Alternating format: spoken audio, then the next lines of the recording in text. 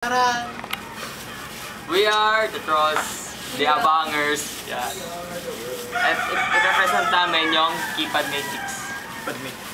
Keypad matrix. Yeah. Para makabuo ng isang keypad matrix circuit, kailangan ng 12 tap switch. Tapos P1K resistor, 5-pin header, 3 pin header. Tapos may female pin header din. PCB. Tapos yung layout. Source. LED. Wires. Test natin yung keypad matrix.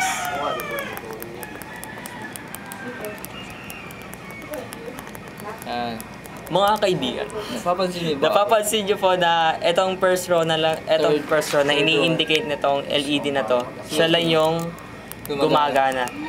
Pero yung sa ibang row, ibang row ng switch, ng Tack switch. hindi siya gumagana. Lilipat natin para i-test pa yung iba. 5 boses lang. Ito po yung wire na indicator po. Yan po.